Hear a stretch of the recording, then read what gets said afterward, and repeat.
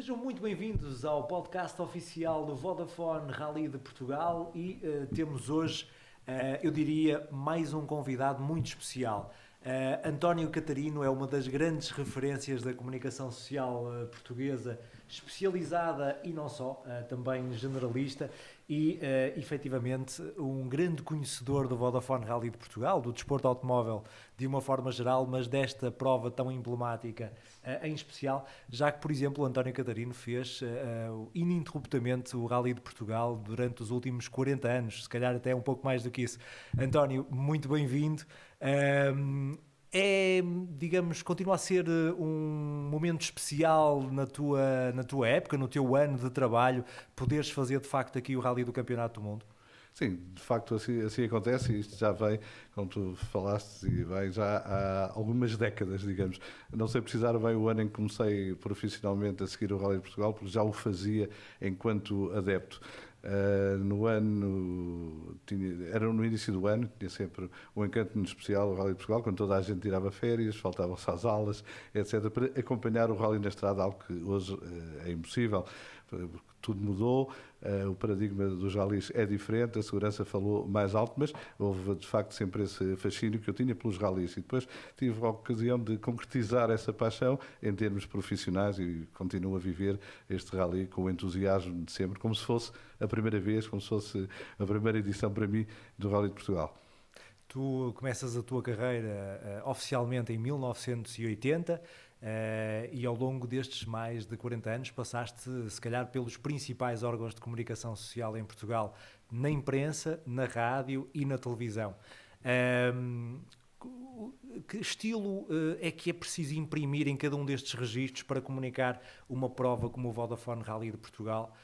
Sabendo nós que, por exemplo, comunicar um evento nos anos 80 é completamente diferente daquilo que acontece nos dias de hoje. Sim, mudou o paradigma da informação, mas sobretudo há dois fatores fundamentais, na minha modesta opinião, é a paixão que se tem por aquilo que se está a fazer e depois o profissionalismo e o rigor. Isso deve falar mais alto e ao longo de todas estas edições nem tudo foram rosas, houve momentos delicados, houve alguns momentos mais complicados e que é preciso realmente ter alguma calma para saber informar com objetividade. E esse é também um dos outros vetores do nosso trabalho, portanto, para além da paixão, da simpatia que se possa ter, até mesmo por este ou por aquele piloto, por esta ou por aquela marca, é sobretudo informar com objetividade. Isso é fundamental e foi transversal ao longo de todos estes anos e esforço-me ainda hoje por o fazer de uma forma mais convincente ainda. Olha, porque as exigências são mais... Exato. Compreendo. De facto, as exigências hoje em dia, com esta avalanche de informação que nos chega... O escrutínio é muito grande e é preciso muitas vezes também selecionar a avalanche de informação, porque hoje em dia toda a gente informa, toda a gente tem um telemóvel, toda a gente consegue, de uma forma, digamos, gratuita e sem cruzar informação, lançar no espectro universal, enfim, informações que muitas vezes carecem de verdade. E isto é um trabalho suplementar, é uma outra exigência, mas isso vamos já para o campo do profissionalismo, da ética, enfim... É um campo muito vasto e que haveria aqui certamente uma discussão muito mais alargada. Olha, como é que é, ou como é que era o acesso às grandes figuras deste desporto, se calhar nos anos 80, 90, tu certamente terás inúmeras histórias com alguns nomes lendários dos rallies mundiais e do próprio Rally de Portugal. Quais são as grandes diferenças que tu notas hoje em dia no contacto com os grandes pilotos do mundo? Era tudo muito mais fácil. É evidente que eu também tive o privilégio de ter alguns bons professores muito bem relacionados do Mundial de Rallys, como era o caso do Fernando Petronilho, que foi o meu diretor no volante e noutras situações, e já com vários anos de ralista, até porque era um pouco mais velho que eu e até em termos de profissão tinha um leque alargado de conhecimentos e, portanto, é preciso também saber aproveitar esse relacionamento no bom sentido.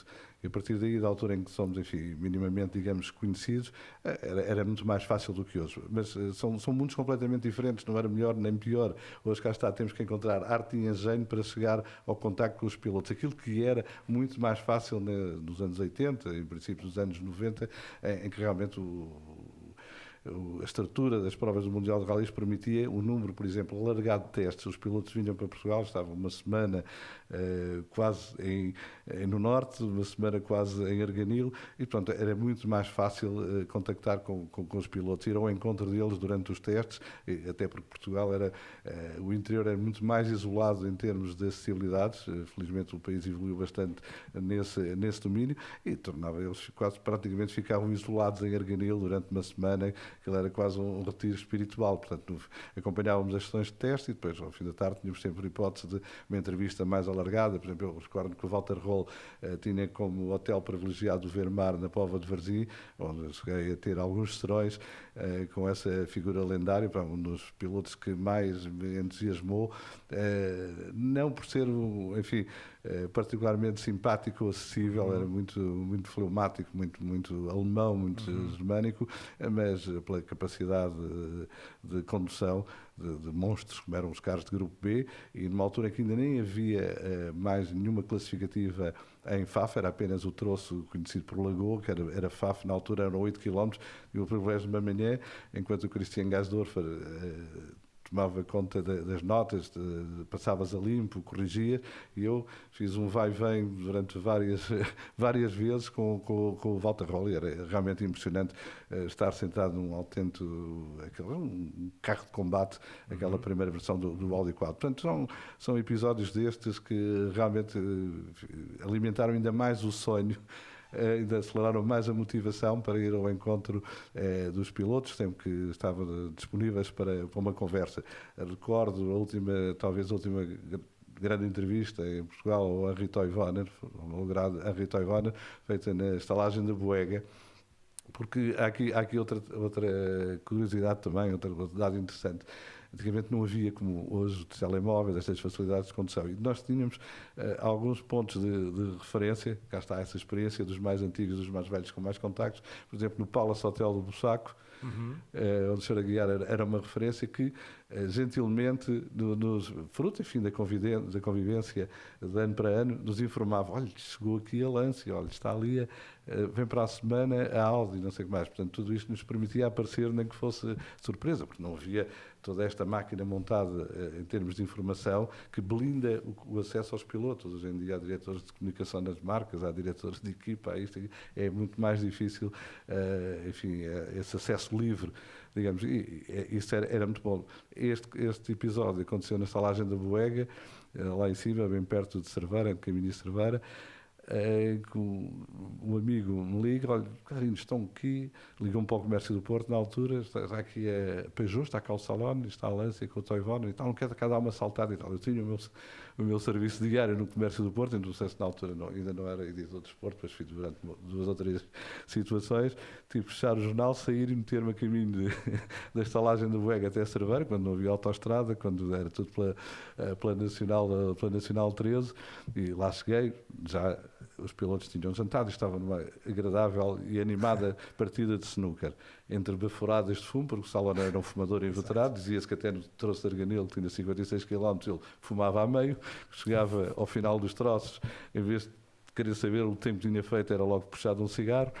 E uma partida muito animada, enfim, já com os digestivos à mistura, e lá fui fazendo as entrevistas, portanto, dando voltas ao snooker, falando era com o Toivonen, era com o Salone e tal.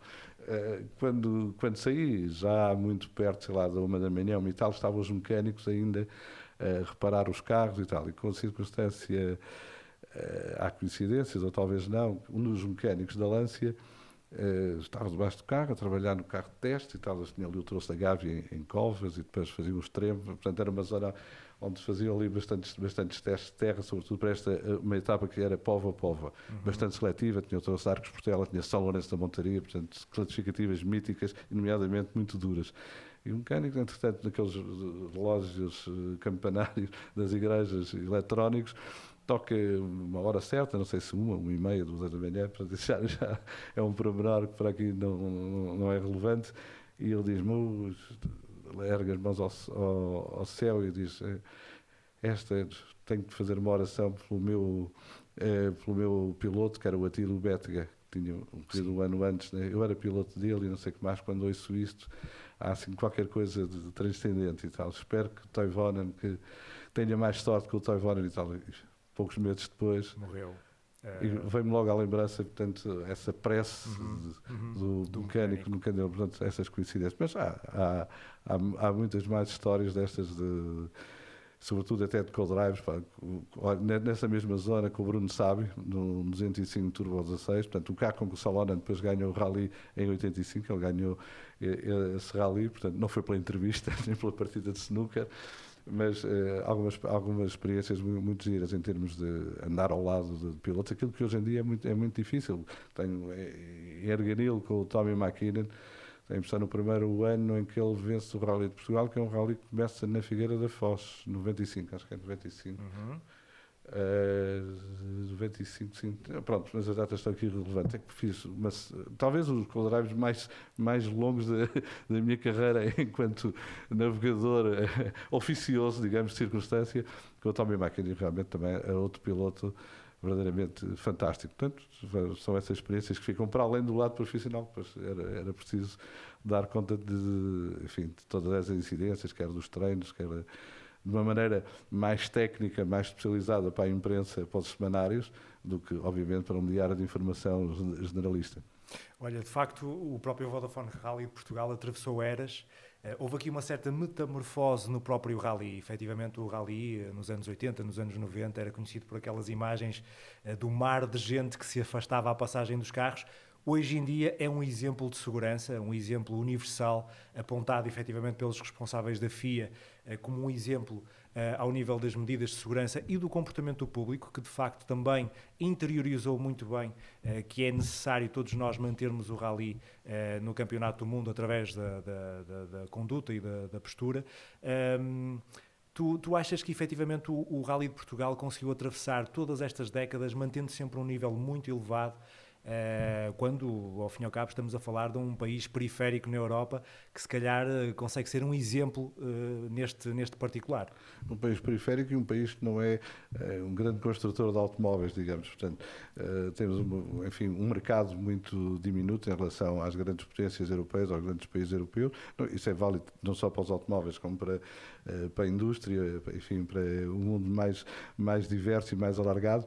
Mas, de facto, o Rally de Portugal conseguiu estabelecer um padrão de qualidade que realmente se impôs. Ainda hoje é um exemplo. E, nomeadamente, nesse aspecto da segurança, Portugal era dos piores exemplos que posso imaginar. Infelizmente, alguns manchados com tragédias. Mas o público percebeu que tinha que mudar comportamentos, tinha que ter outra atitude. E, aliás, ao longo desta última edição, em 2023, temos assistido a um comportamento irrepreensível do público, num ano em que os espectadores voltaram a fluir em grande número, em massa. Mas também a organização trabalhou muito bem nesse sentido. E a organização do Rally de Portugal tem sido um padrão de qualidade ao longo de todos estes anos. Inclusive, saímos do Mundial e soubemos regressar com uma aposta determinada num terreno que não era a pátria, que não era o palco do Rally de Portugal, no Sul, descobrindo classificativas fantásticas e adotando esse modelo das zonas especiais. Enfim, o Rally de Portugal tem sido, de facto, exemplar em algumas soluções inovadoras. Inclusivamente, e este ano que o Rally regressa à Figueira da Foz, 28 anos depois, foi também inovador em 1995, quando a FIA, pensando em reduzir custos, que é sempre uma questão muito discutível, implementou um novo modelo, um novo esquema. Começaram a surgir as rondes, portanto, e o rally muito mais centralizado num único tipo de piso, exceção anos mais tarde foi a Catalunha. Portanto, esse rally na Figueira da Foz em 1995 é o que inicia, digamos, também um novo ciclo do Rally de Portugal, então na altura pela mão de César Torres. Mas o Rally de Portugal soube sempre modernizar-se. E isso tem sido, enfim, um valor tem sido uma mais-valia da organização do ACP. Aliás, transversal a todos os setores, digamos. Não há um setor que se distinga mais, não é só pela segurança, é também pelo acolhimento dos concorrentes e das equipas. Portanto, há aqui um padrão de qualidade muito elevado e que é transversal a toda a organização do ACP. Muito bem, tu continuas efetivamente a comunicar como ninguém e em diferentes formatos o Vodafone Rally de Portugal, no caso da TSF, também através dos comentários da RTP.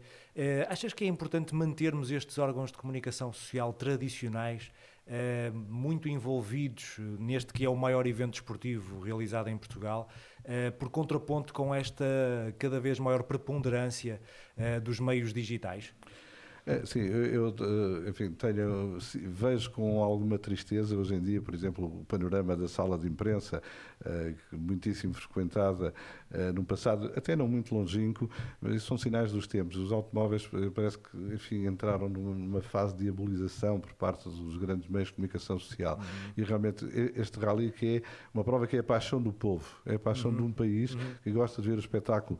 E o Rally de Portugal é o culminar enfim, de tantos campeonatos e tantos rallies regionais, portanto é realmente a grande montra, é uma paixão e o que traz em termos de dividendos para o país, portanto o retorno financeiro, o retorno mediático e não é muitas vezes devidamente acarinhado pela imprensa, até pela imprensa dita generalista. Vejo isso com alguma tristeza porque não corresponde àquilo que nós vemos pelas imagens da televisão, da RTP e dos outros canais, nas classificativas em que e as pessoas continuam a fazer projetos para vir ao Rally de Portugal, apesar de hoje em dia ser cada vez mais dispendioso, porque o combustível está caro, as portagens são onerosas, enfim, não é muito fácil as pessoas deslocarem-se hoje em dia, mas essa paixão continua a superar essas dificuldades e, enfim, a criar essa moldura humana verdadeiramente fantástica e que, das vezes, passa ao lado dos grandes meios de comunicação social. Não sei o que é que será preciso fazer para chamar, enfim, responsáveis e fazer ver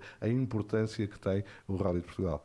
Mas eu sou um grande apaixonado pela prova, enfim, posso estar aqui a ter uma opinião parcial, mas é minha e aquilo que eu defendo com muita convicção. Tenho realmente pena que o Rally de Portugal hoje em dia, sobretudo na imprensa, enfim, quando toda a gente já anuncia o fim da imprensa escrita, em papel, etc., não consiga, enfim, despertar mais atenção e criar mais espaço, inclusivamente até alguns jornais desportivos. Muito bem. António, é sempre um prazer falar contigo. Felizmente tenho o privilégio de ser teu amigo e um grande admirador do teu trabalho. Espero que nos continues, de facto, aqui a elucidar a todos em mais edições do Vodafone Rally de Portugal, se calhar tentarmos estender isto para os 50 anos de presenças consecutivas no maior rally do mundo. Não, muito obrigado. São demasiados elogios. Aliás, os 50 anos já colaborei modestamente no livro do ACP, portanto, também com uma década e realmente eu espero continuar aqui a acompanhar o Rally de Portugal com a mesma paixão e sobretudo com o mesmo profissionalismo e acho que é isso que me move. Muito bem. Muito obrigado, António Catarino. Quanto assim já sabe, pode consultar todos os episódios do podcast do Vodafone Rally de Portugal no Spotify e também no Apple Podcasts. Muito obrigado, até o próximo episódio.